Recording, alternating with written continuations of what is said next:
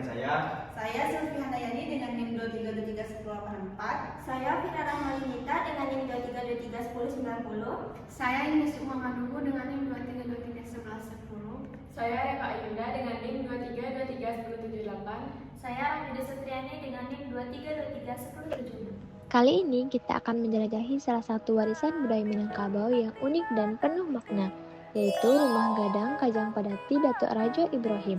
Rumah ini terletak di Jalan Muhammad Hatta nomor 14, Kelurahan Pasar Ambacang, Kecamatan Kuranji, Kota Padang. Dari luar mungkin terlihat seperti rumah gadang biasa, tapi kalau diperhatikan lebih dekat, ternyata rumah ini menyimpan banyak nilai budaya sekaligus pengetahuan sains yang luar biasa. Berdasarkan informasi dari pemilik rumah, Rumah Gadang Datuk Rajo Ibrahim ini dibangun sekitar tahun 1900-an.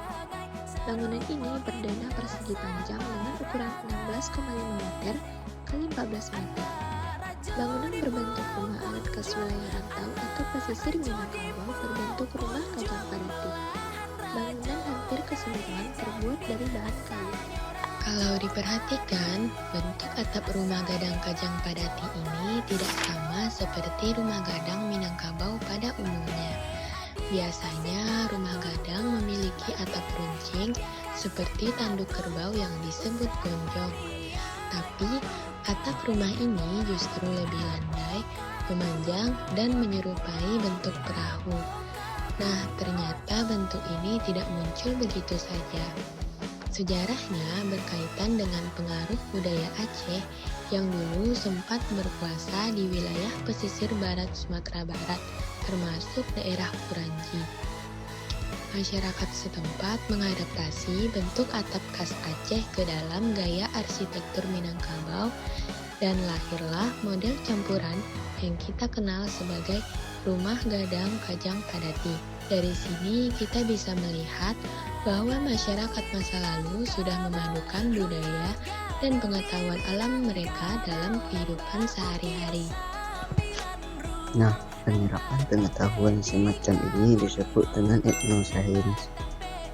Etnosains adalah cara masyarakat tradisional memahami, menjelaskan, dan menerapkan konsep-konsep sains berdasarkan pengalaman dan kearifan lokal.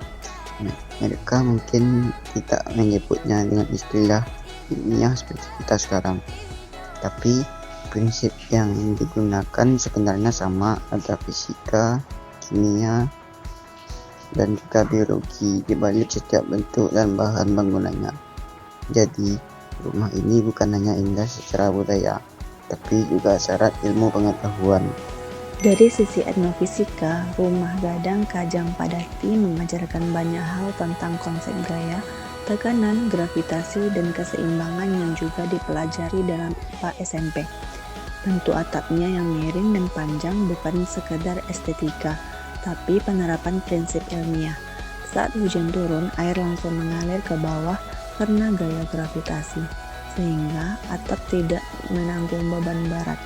Bentuk menyerupai perahu membantu angin lewat dengan lancar tanpa menumbangkan bangunan, merupakan contoh nyata konsep aerodinamika dan tekanan udara.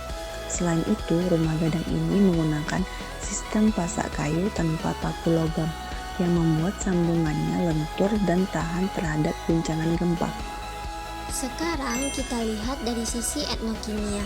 Dalam pelajaran IPA SMP, kita belajar tentang zat dan sifat-sifatnya, serta bagaimana suatu bahan bisa berubah atau bereaksi terhadap lingkungannya. Nah, masyarakat Minangkabau sudah mempraktikkannya sejak lama. Bahan utama rumah ini adalah kayu dari hutan sekitar seperti surian, meranti, dan jati. Jenis-jenis kayu ini dipilih bukan tanpa alasan. Mereka tahu bahwa kayu tersebut punya daya tahan tinggi terhadap cuaca lembab dan serangan serangga. Secara ilmiah, itu karena kayu-kayu tersebut mengandung senyawa fenolik dan tanin alami yang berfungsi melindungi kayu dari jamur dan rayap. Jadi, tanpa bahan kimia modern sekalipun, masyarakat sudah memahami sifat kimia dan fisika zat padat, serta cara menjaga bahan agar tetap kuat dan awet. Dari sisi etnobiologi, Rumah Gadang Kajang Padati menunjukkan hubungan yang sangat harmonis antara manusia dan alam. Dalam pelajaran IPA SMP, kita mengenal materi ekosistem, pelestarian lingkungan, dan adaptasi makhluk hidup, di mana masyarakat membangun rumah dengan memperhatikan kondisi alam sekitar. Mereka memilih lokasi yang agak tinggi agar tidak tergenang air saat hujan deras. Ventilasi rumah ini dibuat lebar agar udara bisa mengalir dengan baik, menjaga suhu tetap sejuk, dan lembab udara tetap seimbang. Selain itu, bahan bangunan diambil dari alam secara bijak, hanya menebang pohon yang sudah cukup umur dan menanam kembali untuk menjaga keseimbangan ekosistem.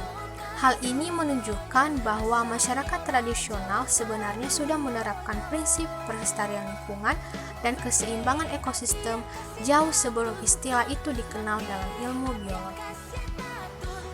Rumah Gadang Kajang Padati tidak hanya syarat nilai budaya, tetapi juga mencerminkan konsep etnostem, yaitu perpaduan antara sains, teknologi, rekayasa, dan matematika berbasis kearifan lokal.